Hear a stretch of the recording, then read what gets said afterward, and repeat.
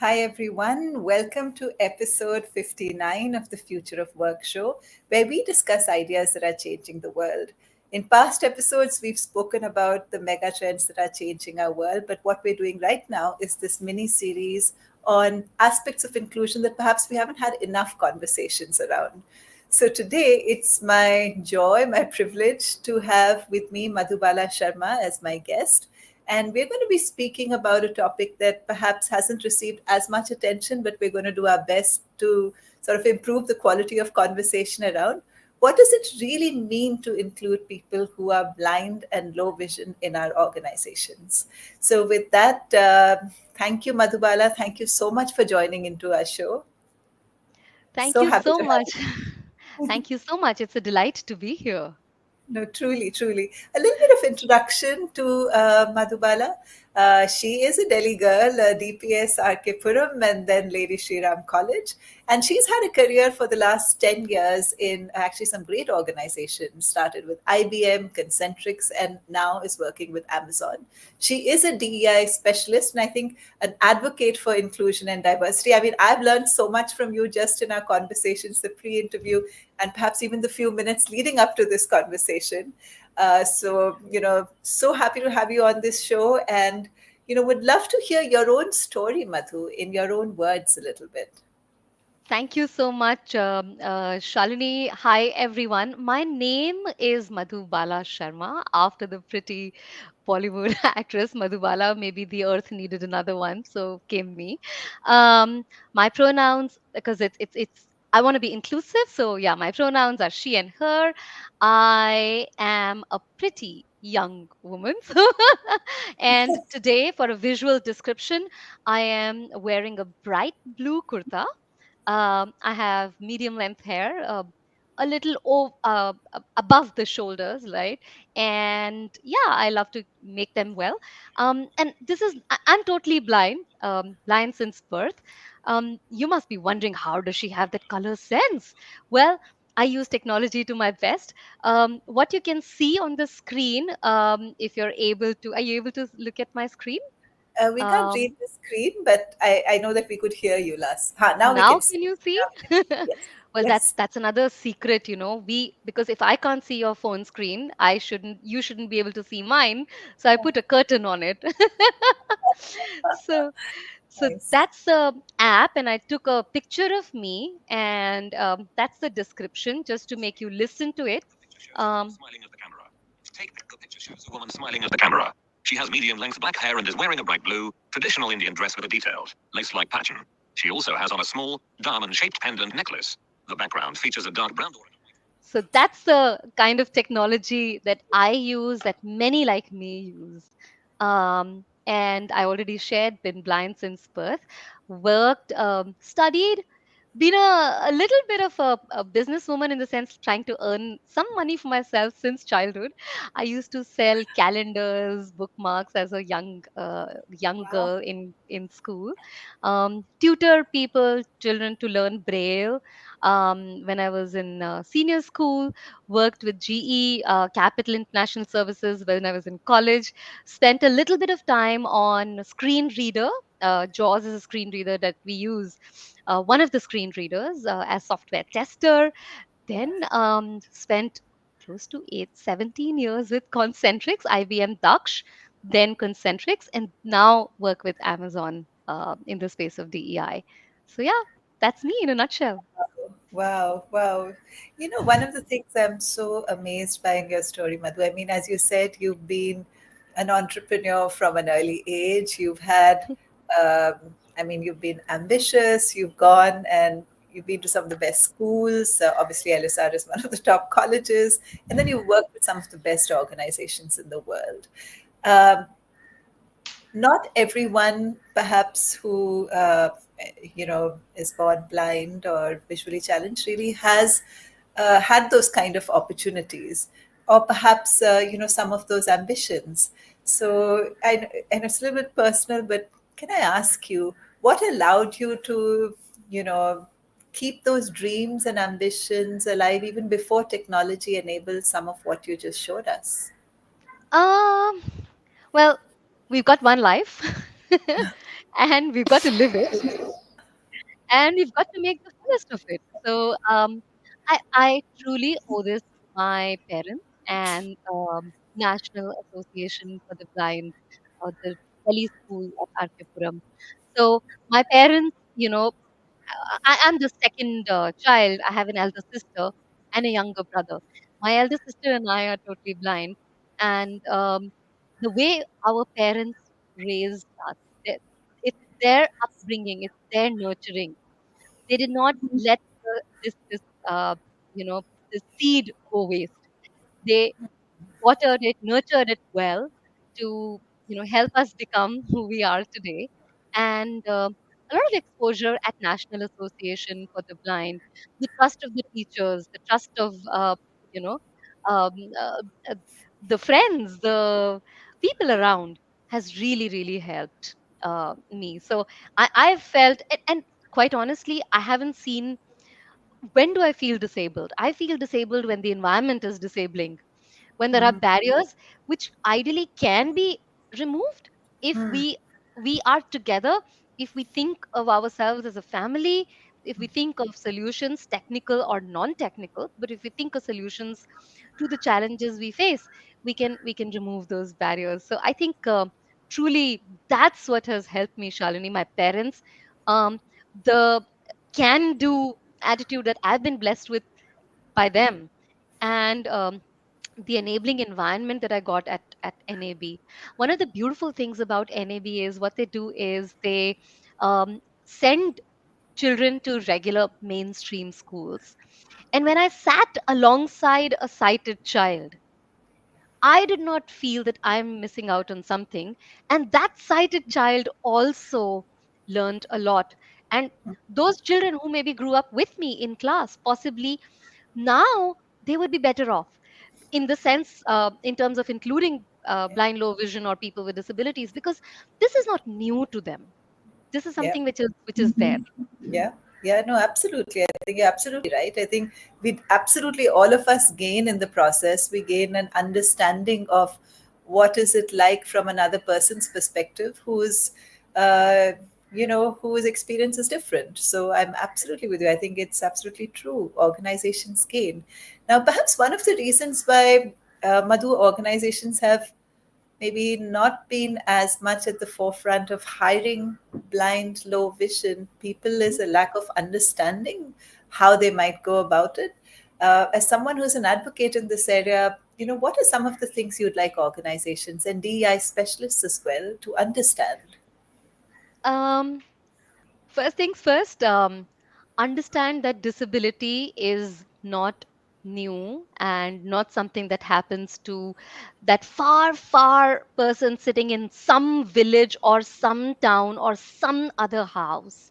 If we look around, we will know that there is someone around us, right? In our families. Um, and Forrester and Microsoft had done, and this is about accessibility. Forrester and Microsoft had done a research long, long ago, where when you ask people, do you have a disability, usually the answer may be yes or no. And that's how we understand that about 20% of the world population happens to have one or another form of disability. Now you modify the question and you ask, do you have a difficulty?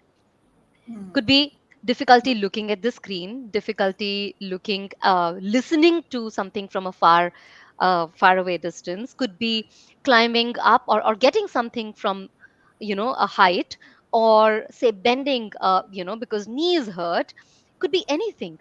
And when the question was flipped to difficulty, the percentage went up to 60%.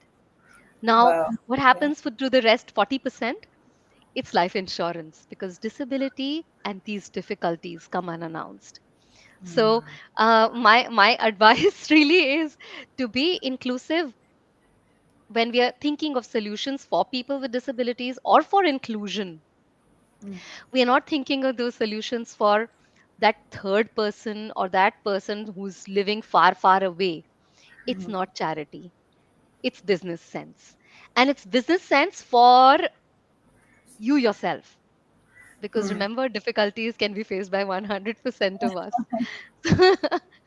So that's how I feel about it. I love what you just said, Madhu. I love the fact that you spoke about how the moment you flip the question a little bit and don't call it disability but call it difficulty, the percentage jumps so much, because that is really true. There are so many of us who have challenges, with other issues that don't necessarily get classified as disabilities but make it harder to maybe participate in the more conventional ways in an Yeah. organization. I also love what you said, Madhu, at the start, and I'm just going to headline that the only time you feel disabled is if the environment is not inclusive enough, or hasn't perhaps thought through what needs to happen in order to include you into that. So that's, I mean, two really really good points there. Madhu, if you were advising an organization which was going to make its first few hires of people who are blind, low vision, how would you suggest they get started? Like, what would be a good starting place? Um, Now is a good starting place. 100%. Maybe like, uh, Right now, maybe like yeah, those who are business leaders, just call your TA specialists, your recruitment specialists, and give them a mandate to hire one blind vision person right now. totally agree. Totally agree. But now, That's on a, here's the yeah. here's the Sorry. reality that many Yeah. talent acquisition specialists may have never done this before, Yeah. and may not Yes, even know like what's the right starting point. Uh, definitely. so what would you sort of, just a nudge or a guidance, because Absolutely. Absolutely. So that was on a lighter note, where not very light as well. I'm serious, okay? But you see, a lot of the times we fear the unknown. yes, We dread it, literally dread it. My parents, when we were born, they did not know how to raise a child with a disability, yeah, a child, and a girl child, that too a pretty girl child, how to raise these girls who have a disability. They had so many fears. But as I say, dar ke aage jeet hai. You you can win. And there is a lot of win, right, beyond it, when you're able to look beyond those fears. um, a lot of the times we have our own prejudices and preconceived notions, which we really need to question. A lot of the times we think, oh, a blind person has a great sense of smell, so let's put them. And I, as an organization, do not have that role where sense of smell can work, so I can't hire. A lot of the times we then find reasons why not to hire. So my suggestion to those organizations, all organizations, is to think about it like this. One, there are a lot of people out there who have the experience. You don't need to solve for this alone. My parents solved for educating us with the help of National Association for the Blind. We as corporates can help, can get that help in organizations like Sarathi, with through organizations like, there are so many NGOs who specialize in the space of disability inclusion. Take their advice, onboard them, and do not hesitate to take that first step.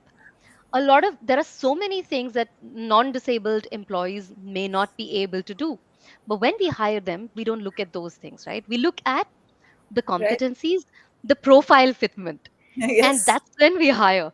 And same is the case for people with any disability, and in general, blind low vision in particular.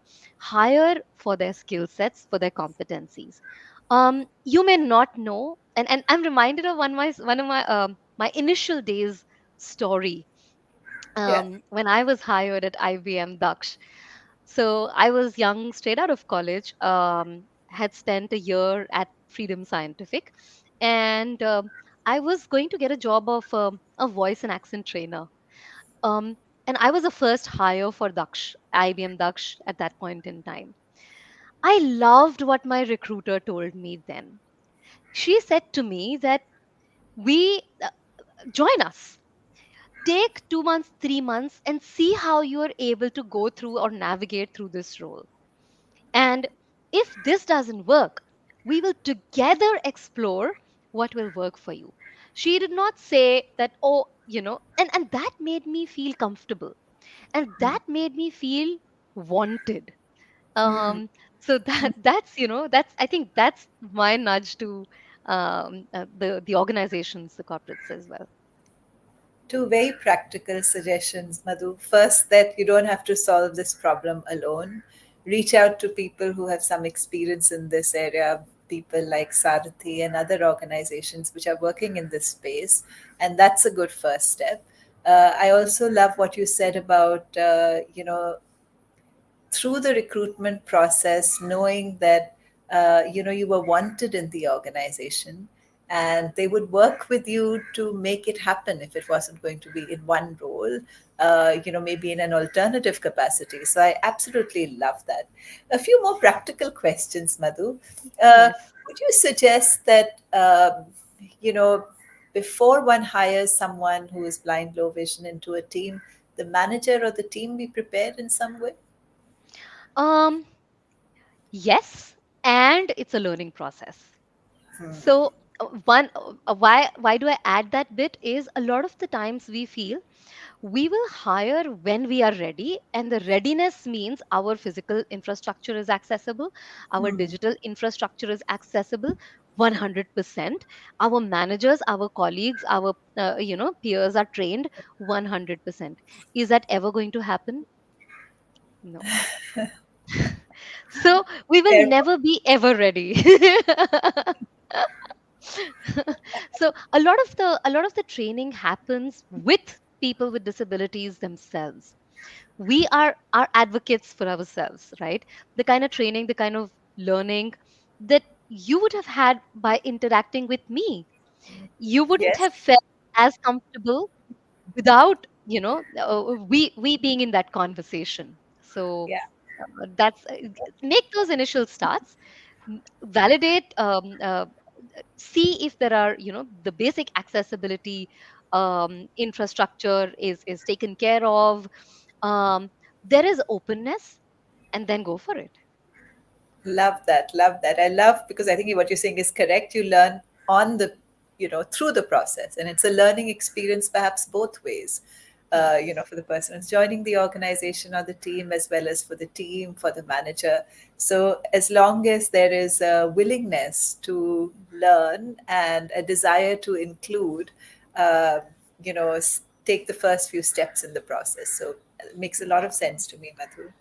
I'm going to go back to something you said, both you referenced today, but you also spoke about a little in our pre interview, which was this whole idea of physical and digital infrastructure that's inclusive. Yes. Can you speak to this a little bit? Oh yes, definitely. um, So, what does accessibility really mean? And Y'all can, I think, expand your understanding even more. In the month of May, we celebrate Global Accessibility Awareness Day, and at Amazon, we celebrate the whole month. Oh, Um, lovely. yeah. So learn more about it, because accessibility does not have one size fit all definition. Yeah. Accessibility could mean different things for different people, but truly what it means is that I am able to, for me, this is what it means, right? That I'm able to access whatever is available without any barriers. For example, when talking about the digital infrastructure, I use a screen reader. The sound that you heard when explaining my photo description to you was a screen reader on my phone. It's a regular iPhone. Um, which has an inbuilt feature of accessibility, and it has something called the voiceover that I use.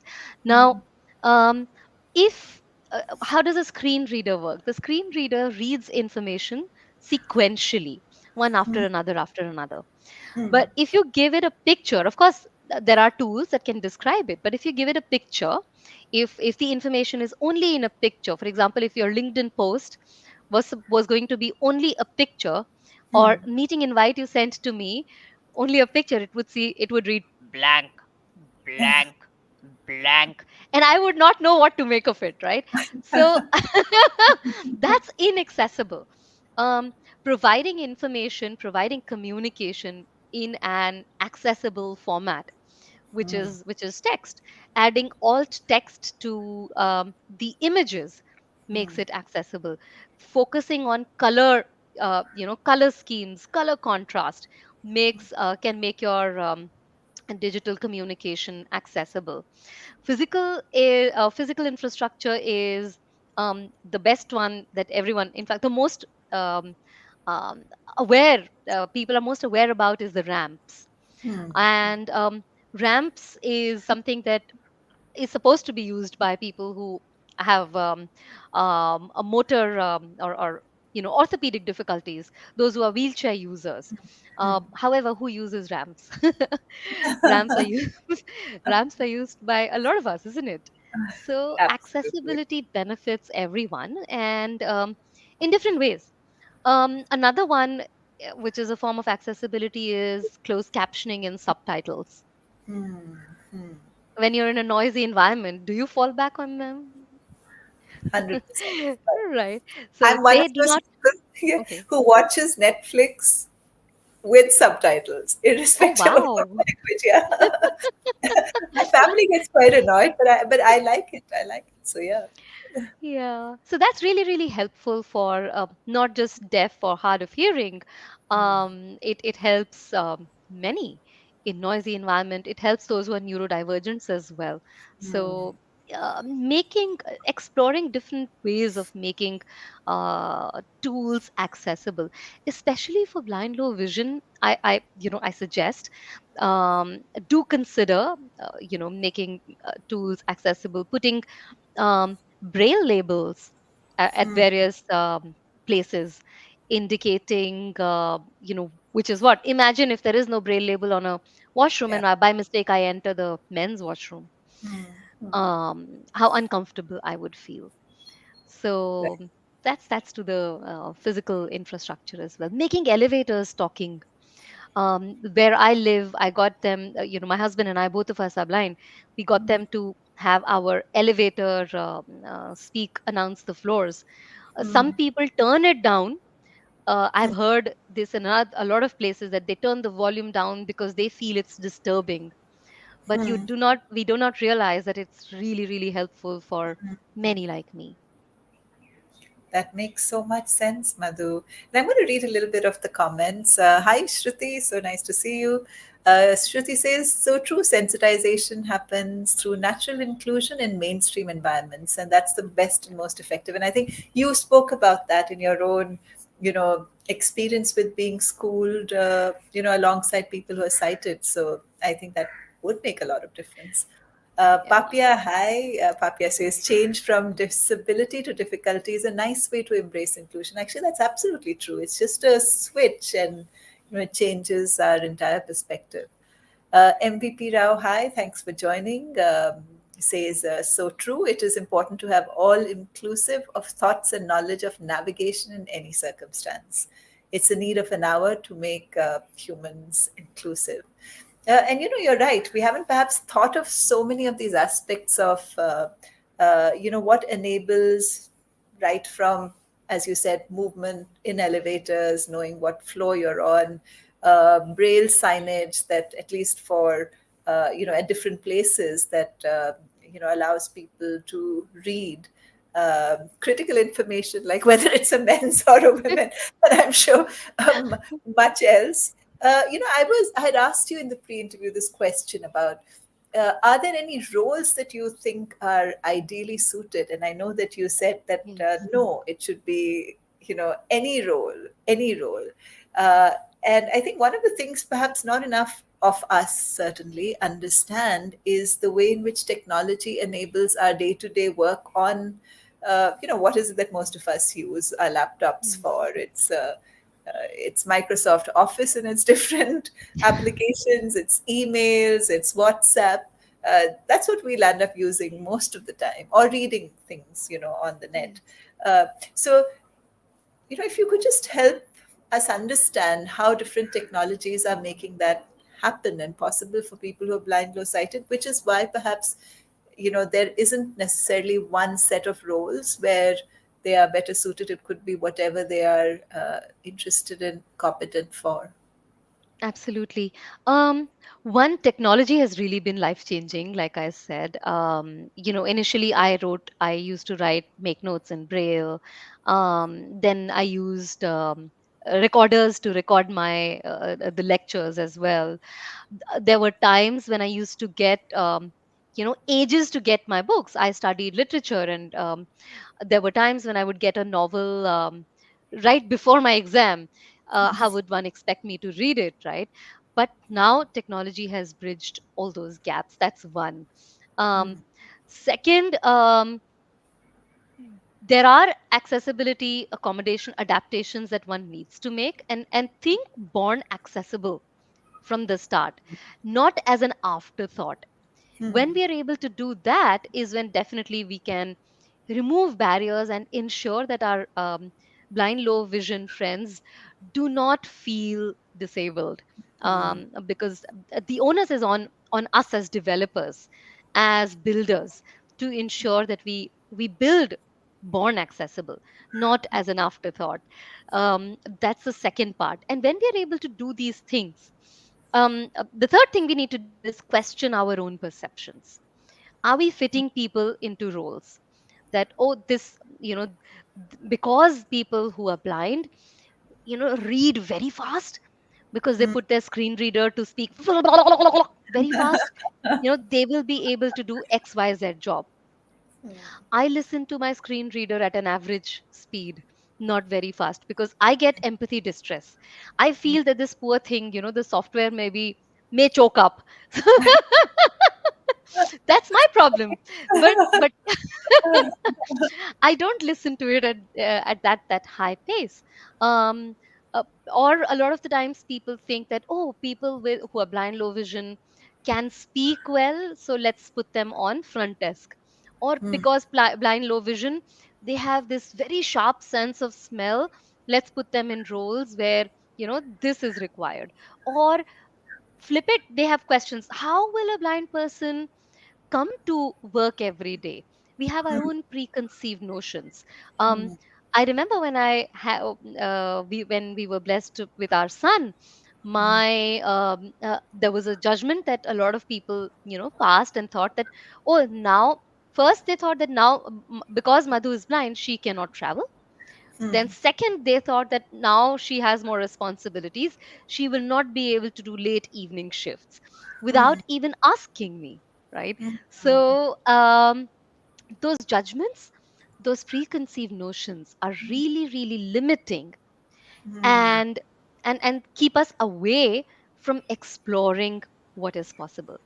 I truly feel if you enable people with accessibility, um, and if you look at people's skill sets and competencies than looking at what they can't do, you can definitely create roles and profiles for them. That's how I look at it. Love it, Madhu. I mean, I'm still learning. Every time you speak, I'm learning so much about this. I love your idea that we have to be open minded about, uh, you know, or in another way, drop any preconceived notions of what blind, low sighted people can or cannot do. Today, with technology, the range of possibilities is far more than perhaps many people, to be honest, really understand. Uh, it's a question of creating an environment that's inclusive. I'm going to come back and ask you, what do you mean when you say born accessible or born Yes. inclusive? Like, what does that really mean? But so long as we provide that, then it's whichever roles there's a good fit for. That makes Right. a lot of sense. Yeah. So tell me, what is born accessible? Was that what you said, or It's born like inclusive? it's like it's like this. When ever got a house constructed, or maybe a restaurant built, if that's built beautifully, the interiors are beautiful, but the door is made in such a way that it's a very, very narrow passage, and it's not easily accessible. What will the footfall be at that restaurant. Really good. And to make it work, what will you need to do? You will need to redesign it. And reconstruction cost will be much more than what you would have actually spent if you had designed it accessible from the start.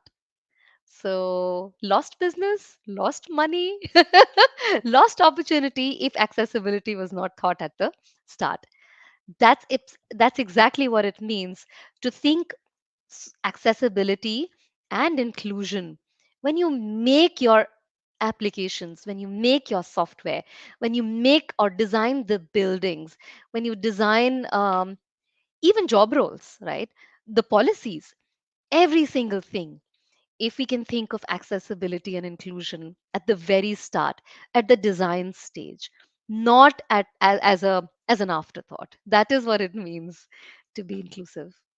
Love that, Madhu. Love that. I think I'm getting a sense of what you mean now when you say born accessible, born inclusive. So I think I'm getting a little bit of a flavor of what that perhaps means. You spoke about this today, that, how do we make sure our policies are inclusive? Are there any policies that you feel are easy fixes that organizations often don't get right that would really be helpful for, you know, um, in their journey on inclusion?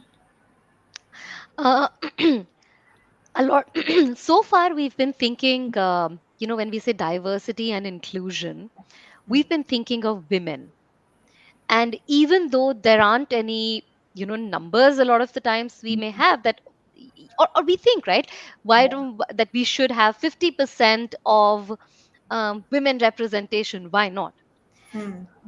I think we as organization can definitely think of, can we have people with disabilities representation or representing the Hmm. community in the organization? And that doesn't mean only at entry level. Hmm. Um, if it We all know that when it comes from the top, it's top down, right? And it's Yes. it's followed. So can we as people with disabilities get a seat at the table, um, Hmm. in senior positions? That is one policy adaptation that organizations can make. Can we give people a voice? Not just be allies, but give them a voice, bring them to the table, give them a seat at the table. That's one. The second is, and this is increasingly happening, that degrees are not as important as the skills matter. Yes. a, lo- a lot of the times, we may find talent, but not they may not have that degree. Say, for example, if a role asks for a, say, a graduate or a postgraduate, Hmm. but because of XYZ reasons, this disabled employee may not have got that best of education or that degree. Maybe accessible material wasn't available. Maybe the authorities weren't inclusive to, get them that seat in the school or the college for their preferred subject. That doesn't mean they should be excluded from applying for a job opportunity. So I feel that that's a low hanging, that's a fix and an adaptation that we can make to our policies to explore um, the skill sets that are required for a competent employee for XYZ role. That's a second important thing I feel that we can make a change. Oh, thank you so much, Madhu. I think that those are very practical steps, by the way. Very practical steps. I mean, you first, when you spoke about enable people with disabilities and blind, low vision people, as as part of that, to pursue careers just the way anyone else would. Yeah. So, And on that note, I will also say this to my disabled friends, hmm, my friends who are blind, low vision, that do not limit your confidence because you may have come across some naysayers. People have said no because they are not aware. of your skill set. And hence, it becomes your responsibility to take your career in your hands and promote yourself. You're the best advocates for yourself. So do not be underconfident, do not have overconfidence. And the second suggestion that I have for you is think accessibility. Um, if the organizations do not have it, can you hold their hand and tell them what's required? Because you are not only going to open doors for yourself, you are going to open doors for many others to follow. We are in this transitioning phase where inclusion of blind, low vision folks or disabled folks is not happening by design. But when you do that, when you take these first steps, you will be able to ensure that inclusion happens by design and effortlessly. That's my suggestion to my Wow. blind, low vision friends. That's so inspiring. I have to say, no, absolutely.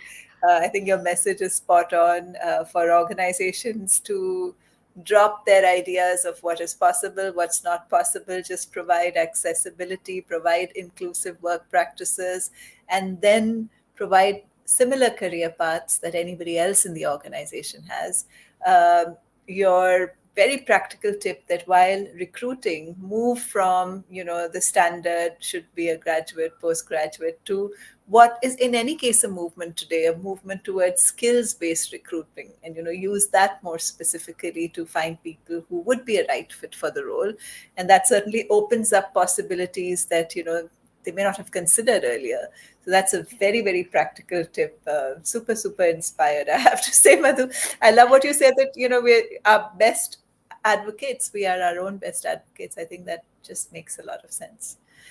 So I'm going to ask you now, my last question. One of the things that, we also speak about at Uncube is that one of, the key characteristics of future leaders is being inclusive and Yes. being able to have both the sensitivity, the philosophical orientation towards inclusion, and perhaps a little bit of practice with what it Yes. means to be inclusive. um, and I want to ask you, in your own personal experience, what are some of the things that you can teach people who managers who wish to be inclusive but may not quite know what that means? What would be a few tips that you would have for them? Um, I think I would put this like this, right? We all love to stay fit and build our muscles. Inclusion is a muscle as well. If you build that muscle, you will be able to, stay healthy and be inclusive. The more you practice, the better you get at it, is how I look at it. So take your inclusion muscle to the gym every day. I think finding small opportunities to be inclusive. It's like this: when you're at a in a conversation, say at the dinner table, and five of you sitting at the table, uh, do we not ensure that all five participate, irrespective of you know whoever is a youngest or the eldest? We Hmm. ensure that every single person is included in the conversation, perspectives are sought. That's Hmm. your opportunity for building inclusion muscle. um, at the workplace, looking at people, and their needs, what they really need, asking them and not assuming, helps Hmm. helps you build your inclusion muscle. But not excluding, or do not doing something exclusively. So if I'm a person if I'm blind, I am blind, and if someone comes to me and constantly says, oh, we need to ensure our PowerPoint is accessible for Madhu, that'll Hmm. make me feel exclusive, not inclusive, right? um, and we all have that desire to fit in and to feel included, not to be done something separately for me. So that's another tip. I have an acronym that I want to share with all of you, to learn inclusion, to practice inclusion, to champion inclusion. and that is ask. The word Mm, ask, A-S-K. Ask in its true definition. Ask when you don't know. mm, Ask when you're stuck. Ask when you're inquisitive. Just ask. Because when we talk about people with disabilities, nothing about us without us. So ask us. We will tell you. We will help you how to guide us. And if you make mistakes, do not hesitate. Like how we tell kids, if you make a mistake, learn from it, get up and get going. Like in Hindi, they say, gir gir ke bade hote. When you fall, you grow, yeah, right? yeah. When you make mistakes, you grow. When you learn from your failures. So Mm, do that. And expanding ask. What does that mm, stand for? It's like, in a way, summarizing what we've been discussing as well. Um, A would stand for accessibility. Think accessibility at each stage. mm, Remember, not for others, for yourself as well. mm, And accessibility of digital infrastructure, accessibility of physical infrastructure. You can practice accessibility and be inclusive in your own spheres as well. The next email that you send out today, can you make that accessible? Irrespective of whether you have a disabled employee or a reader mm, or a recipient of that email or not. In Microsoft Office, there is in the review tab, there is something called check for accessibility. You can do a quick and dirty check, mm. look out for That's really accessibility, practical. Yeah. and then send that email. You do not know who you may have, expanded reach to. That's A. S stands for support. Create a support network, be an ally for yourself, for different communities and that community of people with disabilities. Um, Look at support system. Look at reasonable accommodation. Now, reasonable accommodation is not a favor. Mm, It's not a charity. It's not a good to do thing. Reasonable accommodation is like, for example, if you write something with a pen, I cannot write with a pen. I write using my screen reader on my laptop. mm, Enabling me with a screen reader is a reasonable accommodation. mm, Um, so enable that support system for your folks. And K would stand for knowledge. mm. Expand your knowledge, expand your know-how of inclusion, and practice it, and that will make you more inclusive. So those are the exercises for building the inclusion muscle.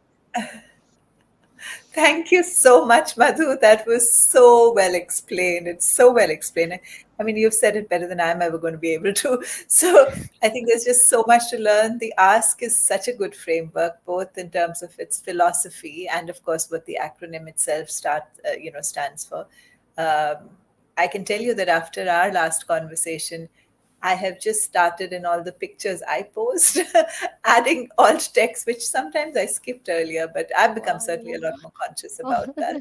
So, those little things. I was also pretty struck. I remember that when you, in our, last conversation, said that conversations that sort of uh, make you feel excluded are